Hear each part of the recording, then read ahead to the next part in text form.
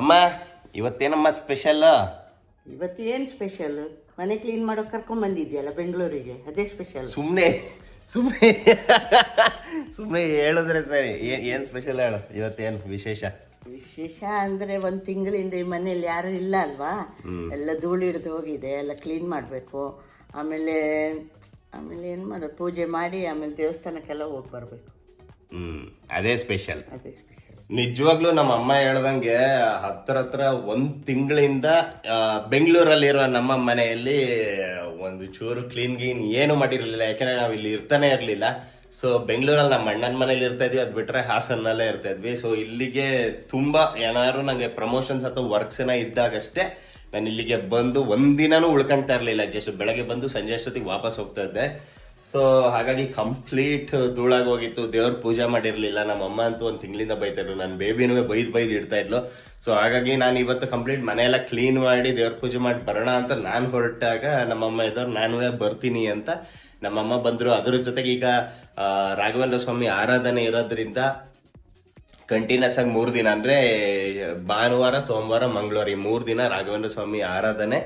So ಹಾಗಾಗಿ ನಮ್ಮಮ್ಮ ಹೇಳಿದ್ರು ನಾನು ಬರ್ತೀನಿ, ನಾನು ಬಂದೆಲ್ಲ ಕ್ಲೀನ್ ಮಾಡ್ಕೊಡ್ತೀನಿ, ಆದ್ರೆ ಇವತ್ತು ದೇವಸ್ಥಾನ ಕರ್ಕೊಂಡು ಹೋಗು ಅಂತ ಹೇಳಿದ್ದಾರೆ. ಸೊ ನೋಡೋಣ ಇವತ್ತು ಹೆಂಗಿರುತ್ತೆ ಕಂಪ್ಲೀಟ್ ದಿನ ಅಂತ ನೋಡೋಣ. ನಂಗೆ ಅದ್ರ ಜೊತೆಗೆ ಪ್ರಮೋಷನ್ಸು ಇದೆ. ಈ ಕಡೆ ನಮ್ಮಮ್ಮ ಮನೆ ಕ್ಲೀನ್ ಮಾಡ್ತೀನಿ ಅಂತ ಹೇಳಿದ್ದಾರೆ. ಬಟ್ ಅವ್ರ ಕೈಯಲ್ಲಿ ಒಬ್ರ ಕೈಯಲ್ಲೇ ಮಾಡ್ಸಕ್ ನಮಗೂ ಇಷ್ಟ ಇಲ್ಲ. ಸೊ ನಾನುವೇ ಸ್ವಲ್ಪ ಹೆಲ್ಪ್ ಮಾಡೋಣ ಅಂತ ಫಸ್ಟ್ ತಿಂಡಿ ಮುಗಿಸೋಣ ಅಂತ ತಿಂಡಿ ತರಕ್ಕೆ ಹೋಗ್ತಾ ಇದ್ದೀನಿ. ತಿಂಡಿ ಮುಗೀತಿದ್ದಂಗೆನೆ ಕೆಲಸನ ಶುರು ಮಾಡದೆ. ಈಗ ತಿಂಡಿ ತಗೊಬಂದಿದ್ದೀನಿ. ರವೆ ಏನೇನಿದೆ ಅಂತ ಹೇಳ್ತೀನಿ ನೋಡಿ. ರವೆ ಇಡ್ಲಿ, ರವೆ ದೋಸೆ. ಅಮ್ಮ ಏನಕ್ಕೆ ರವೆ ಇಡ್ಲಿ ರವಾ ದೋಸೆನೇ ತಗೋಬ ಅಂತ ಯಾಕೆ ಹೇಳಿದ್ದು? ಯಾಕೆ ಆರಾಧನೆ ಅಲ್ವಾ. ನಾನು ಮೊದಲೆಲ್ಲ 3 ದಿನನೂ ಉಪವಾಸ ಅಂತ ಮಾಡ್ತಿದ್ದೆ. ಈಗ ಉಪವಾಸ ಮಾಡೋಕ್ಕಾಗಲ್ಲ ಅಲ್ಲಿ ಇಲ್ಲಿ ಓಡಾಡುವಾಗ. ಹಂಗಾಗಿ ರವೆ ತಿನ್ನೋಣ ಅಂತ ಅಷ್ಟೇ. ರವೆ ಐಟಮ್ ತಿನ್ನೋದಂತ ಅಷ್ಟೇನಾ? ಇಷ್ಟೇ ವಿಷಯ. ನಾನು ಏನೋ ಒಂದು ಕಾರಣ ಇರತ್ತೆ ಅಂತ ಅನ್ಕೊಂಡ್ರೆ ಸುಮ್ಮನೆ ಏನಂದ್ರೆ ಇಡ್ಲಿ ಎಲ್ಲ ರವೆ ಇಡ್ಲಿ, ಮಸಾಲೆ ದೋಸೆ ಎಲ್ಲ ರವಾ ದೋಸೆ. ಅಯ್ಯೋ ತಿಂಡಿ ಮುಗಿಸಿ ಈಗ ಕೆಲಸ ಶುರು. ಅಯ್ಯೋ ಸಾಂಬಾರೆಲ್ಲ ಚೊಲ್ಕೊಬಿಟ್ಟಿದ್ದೀನಿ. ಈಗ ತಿಂಡಿ ಮುಗಿಸಿ ಈಗ ಕೆಲಸ ಶುರು. ಅದೇ ಸ್ಟಾರ್ಟ್ ಮಾಡ್ತಿದ್ದೀನಲ್ಲ ನಾನು. ಮತ್ತೆ ಎಲ್ಲ ತೋರಿಸ್ಬೇಕಲ್ಲ ನಿಮಗೆ. ಓಕೆ ಇಲ್ಲಿ ನೋಡಿ, ಪೂರ್ತಿ ನಾನು ಏನೇನು ವಹಿಸ್ಕೊಂಡಿದೀನಿ ಅಂತಂದ್ರೆ ನಾನು 2 ವಹಿಸ್ಕೊಂಡಿದೀನಿ. ಈ ತರ ಫ್ಯಾನು ಮತ್ತೆ ಈ ತರ ಬಲೆಗಳೆಲ್ಲ ಕಟ್ಟಿದೆ ಅಲ್ಲ, ಅದೆಲ್ಲ ನಾನು ಕ್ಲೀನ್ ಮಾಡೋದು, ಮತ್ತೆ ಕಿಟಕಿಗಳೆಲ್ಲ ಒರೆಸ್ಕೊಟ್ಟು ನಾನು ಹೊರಡ್ತೀನಿ. ಅದಾದ್ಮೇಲೆ ನಮ್ಮ ಅಮ್ಮನ ಕೆಲಸ ಶುರು. ಆಯ್ತಪ್ಪ. ಓಕೆ ಓಕೆ ನೋಡಿ, ನಾನೇ ಕೆಲಸ ಮಾಡ್ತಿರೋದು. ಕಾಣುತ್ತೆ. ಕಟ್ ಮಾಡು. ಸುಸ್ತಾಗೋಯ್ತು. ಕಿಟಕಿ, ಫ್ಯಾನು, ಗೋಡೆಗಳೆಲ್ಲ ನಾನು ಒರೆಸಾಯ್ತು. ಸೊ ಈಗ ನಾನು ರೆಡಿಯಾಗಿ ಪ್ರಮೋಷನ್ಸ್ಗೆ ಇದೆ, ಪ್ರಮೋಷನ್ಸ್ಗಳಿಗೆ ಹೊರಡ್ತೀನಿ. ಅಮ್ಮ ಕಸ ಗುಡಿಸ್ತಾ ಇದ್ದಾರೆ. ಏನ್ ಹೇಳ? ಎಲ್ಲರಮ್ಮನೂ ಕಸ ಗುಡಿಸ್ತಾರೆ, ನಿಮ್ಮಮ್ಮ ಒಬ್ಬರೇ ಅಲ್ಲ ಅಂತಾರೆ ಅಲ್ಲ. ಅದು ಗೊತ್ತು ಅಲ್ಲ, ನೀನ್ ಏನ್ ಮಾಡ್ತಿದ್ಯಾ ಅಂತ ಹೇಳ್ತಾ ಇದೀನಿ ಅಷ್ಟೇ. ಸೊ ನಮ್ಮಮ್ಮ ಕಸ ಗುಡಿಸಿ ಅಂದ್ರೆ ನನ್ನ ಕೆಲಸ ಎಲ್ಲ ಮುಗೀತಲ್ಲ, ಈಗ ನಮ್ಮಮ್ಮನ ಕೆಲಸ ಶುರು ಆಗಿದೆ. ಸೊ ನಾನೆಲ್ಲ ನಂದು ಕೆಲಸ ಎಲ್ಲ ಮುಗಿಸಿ ಸ್ನಾನ ಎಲ್ಲ ಮಾಡ್ಕೊಂಡು ರೆಡಿಯಾಗಿ ನಾನು ಈಗ ಹೊರಡಕ್ಕೆ ರೆಡಿ ಆಗಿದ್ದೀನಿ. ನಮ್ಮಮ್ಮ ಇದ್ದರು ನಾನು ಕಸ ಗುಡಿಸಾದ್ಮೇಲೆ ಹೊರಡು ಅಂತ ಅಂದ್ರು. ಅದು ಯಾಕೆ ಅಂತ ಗೊತ್ತಿಲ್ಲ. ಸೊ ನಮ್ಮಮ್ಮ ಕಸ ಗುಡಿಸ್ತಿದ್ದಂಗೆ ನಾನು ಹೊರಡ್ತೀನಿ. ಇವಾಗ ನಾನು ಕೆಲಸಕ್ಕೆ ಹೊರಟೆ. ಸೊ ನೋಡಿ ದೇವ್ರ ಮನೆ ಯಾವ ಥರ ಇದೆ. ಸೊ ಈಗ ನಾನು ಕೆಲಸ ಎಲ್ಲ ಮುಗಿಸಿ ಬರೋದಷ್ಟರಲ್ಲಿ ನಮ್ಮಮ್ಮ ದೇವ್ರ ಮನೆ ಹೇಗೆ ಮಾಡಿರ್ತಾರಂತ ನೋಡೋಣ. ಓಕೆಮ್ಮ ಬೈ. ಎಲ್ಲ ನಾನು ಮುಗಿಸ್ಕೊಂಡು ಬರೋದಷ್ಟೊತ್ತಿಗೆ ಪೂರ್ತಿ ಎಲ್ಲ ಕ್ಲೀನೆಲ್ಲ ಮಾಡಿ ರೆಡಿ ಮಾಡಿಡು, ದೇವ್ರ ರೂಮ್ ಎಲ್ಲ ರೆಡಿ ಮಾಡಿಡು. ನಾ ಬಂದ್ಮೇಲೆ ಪೂಜೆ ಮಾಡೋಣ. Okay bye. ಸರಿ ಬಾಯ್. ಓಕೆ ಇವಾಗ ಪ್ರಮೋಷನ್ಗೆ ಹೋಗ್ತಾ ಇದ್ದೀನಿ. ಪ್ರಮೋಷನ್ ಮುಗಿಸ್ಕೊಂಡು ಎಷ್ಟೊತ್ತಾಗತ್ತೆ ಗೊತ್ತಿಲ್ಲ. ಮನೆಗೆ ಬಂದು ಪೂಜೆ ಮಾಡಿ ನಮ್ಮಮ್ಮ ಇವತ್ತು ದೇವಸ್ಥಾನ ಕರ್ಕೊಂಡು ಹೋಗು ಅಂತ ಬೇರೆ ಹೇಳಿದ್ದಾರೆ. ನೋಡೋಣ ಎಷ್ಟು ಗಂಟೆ ಮುಗಿಯುತ್ತೆ ಅಂತ. ಈಗ ಜಸ್ಟ್ ಬಂದೆ. ಎಲ್ಲ ಪೂಜೆ ಎಲ್ಲ ಜೋರಾಗಿ ಆದಂಗಿದೆ ಅಮ್ಮ. ಮಾಮೂಲಿ. ನೋಡೋಣ ಹೆಂಗೆ ಮಾಡಿದ್ದಾರೆ ಅಂತ. Wow super. ಹೋಗ್ಬೇಕಾದ್ರೆ ಹೆಂಗೆ ಇತ್ತು ನೋಡಿ, ಇವಾಗ ಹೆಂಗಾಗಿದೆ. ಪೂಜೆ ಇನ್ನೂ ಆಗಿಲ್ಲಲ್ಲ, ನನಗೋಸ್ಕರ ವೆಯ್ಟಿಂಗ್ ಅಲ್ಲ. ರೆಡಿ, ಮುಖ ತೊಳ್ಕೊ ಬರ್ತೀನಿ.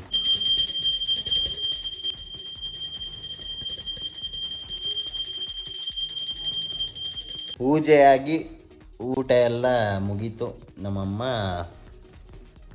ದೆವ್ವದ ಥರ ಕೂತಿರೋದು, ದುಡ್ಡೆಲ್ಲ ಬಿಡ್ಕೊಂಡು ಏನೋ ಬರೀತಿದ್ದಾರೆ. ಏನಮ್ಮ? ಇದು ದೇವರದ್ದು ರಾಮನಾಮ. ಓಕೆ, ರಾಮನಾಮ. ಅದು ಏನಕ್ಕೆ ಬರೆಯೋದು ನೀನು?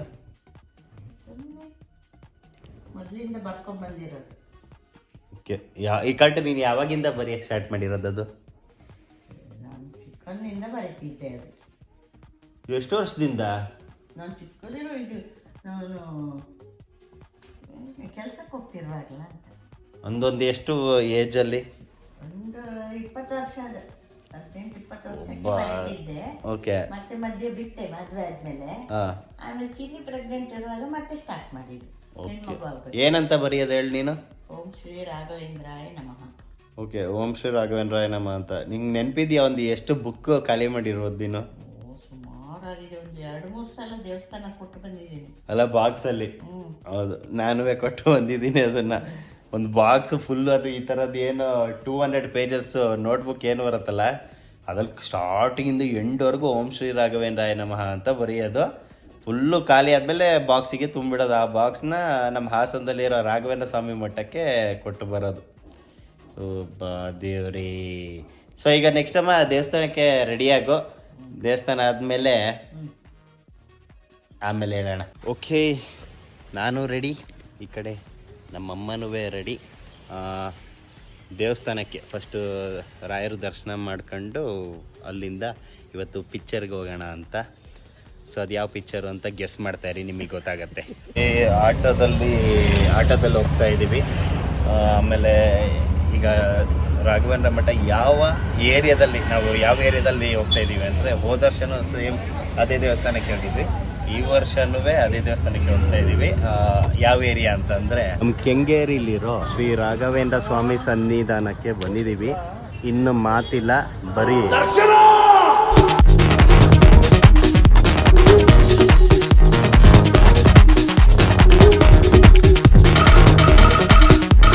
ದರ್ಶನ ಮುಗಿಸ್ಕೊಂಡು ಮಾಲ್ಗೆ ಹೋಗ್ತಾ ಇದೀವಿ. ಮಾಲ್ಗೆ ಅಮ್ಮ, ಹೆಂಗಾಯ್ತು ದರ್ಶನ? ದರ್ಶನ ತುಂಬಾ ಚೆನ್ನಾಗಾಯ್ತು ಇವತ್ತು. ಜನ ಎಷ್ಟು ಬೇಗ ಮುಗೀತು.